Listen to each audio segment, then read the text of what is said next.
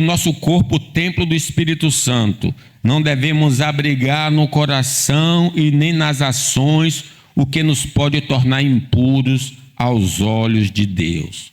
Falo como homem, por causa da fraqueza da vossa carne. Assim como ofereceste os vossos membros para a escravidão da impureza e da maldade para a maldade, assim ofereceis os vossos membros para servirem à justiça, para a santificação. Através da confissão e do abandono de pecados, nós abriremos a porta para Deus fazer uma limpeza em nossa vida. Se a nossa vida, que é templo do Espírito, está sujo, fale com Ele. Porque se confessarmos nossos pecados, Ele é fiel e justo para nos perdoar e nos purificar de toda a injustiça. A oração deve então ser usada constantemente através da nossa vida. Ele falou acerca da casa do Senhor, dizendo que essa casa é casa de quê? De oração. Então, cada um aqui deveria ser uma casa de oração. Se é uma das coisas que você tem de fazer na vida, é orar, porque você é a casa da oração de Deus. Você é com Jesus, povo de sacerdócio universal. Finalizando, os ofícios de Cristo. As autoridades judaicas, os teólogos, não reconheceram os ofícios de Cristo. Não reconheceram ele como um sacerdote, como um rei e nem como um profeta. Vejam aí no 15. Leamos o 15 e 16. Mas vendo os principais sacerdotes e os escribas, as maravilhas que Jesus fazia, e os meninos clamando, Hosana ao filho de Davi, indignaram-se e perguntaram-lhe, ouves o que eles te estão dizendo? Responderam-lhe Jesus, sim, nunca leste, da boca de pequeninos e crianças de peito, tirasse o perfeito louvor. E deixando-os, saiu da cidade para Betânia. Aqui são os teólogos que conheciam o Velho Testamento. Se você lembrar, no Mateus, ele é rei. E eles vão denunciar Jesus como um falso rei. Ele diz que ele não é um verdadeiro profeta. Ele é um mentiroso.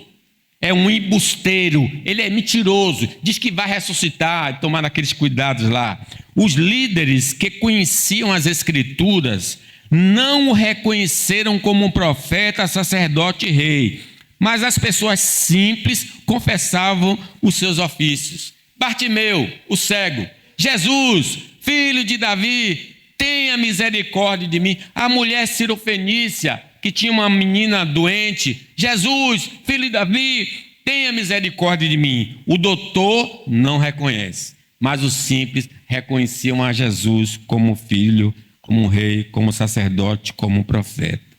A mulher samaritana, quando o Senhor disse, vai buscar o teu marido, né? Você lembra? Aí depois que tem aquele diálogo, ela diz, bem, o Senhor é profeta? O Senhor é profeta porque o Senhor está me anunciando tudo da minha vida? Os líderes não reconheceram. No dia seguinte, Mateus 27, que é o dia depois da preparação, reuniram os principais sacerdotes, os fariseus, e dirigiram-se a Pilatos. Estou no 63, 27, 63. Disseram-lhe, Senhor, lembramo-nos de que aquele embusteiro, olha como eles chamam Jesus, daquele mentiroso, enquanto vivia, disse que depois de 3 dias, o quê? Olha, os incrédulos ouviram e ficaram com medo da ressurreição dele.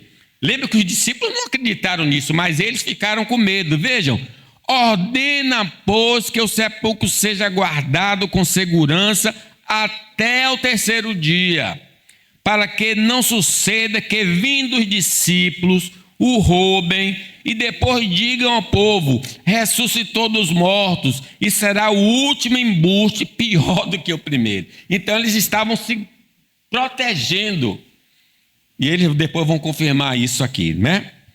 Então eles não aceitavam Jesus de hipótese nenhuma. Os líderes religiosos amavam o poder e o elogio dos cargos e não desejavam perder para o verdadeiro descendente de Davi. Porque naqueles dias não tinha nenhum filho de Davi reinando, só aquela cúpula dos 70. Agora aparece o filho de Davi e diz: nós vamos perder nosso cargo, vamos perder a nossa boquinha. Então é melhor que um homem todo morra pela nação, de que toda a nação seja destruída. Vejam aí, no João 12, 42, já está no fim da nossa mensagem, mas vejam 12, 42 e 43. Quem leu, leia comigo. Contudo, muito dentre as próprias autoridades creram nele, mas por causa dos fariseus não o confessavam, para não serem expulsos da sinagoga, porque amaram mais a glória dos homens do que a glória de Deus. Eles sabiam que ele é, mas eles dizem: não, eu prefiro o tesouro da terra do que o tesouro do céu. Muitos do povo confessavam o nome de Jesus, mas divorciado da fé na palavra de Deus. João diz que assim, muitos creram em Jesus. Estando ele em Jerusalém durante a festa da Páscoa, muitos, vendo os sinais que ele fazia, creram no seu nome. Mas o próprio Jesus não se confiava a eles, porque os conhecia todos, e não precisava de que alguém lhes desse testemunho a respeito do homem, porque ele mesmo sabia o que era a natureza humana. Alguns confessaram por interesse pessoal, porque iriam ganhar algum tipo de benefício. Lembre que alguém queria seguir Jesus?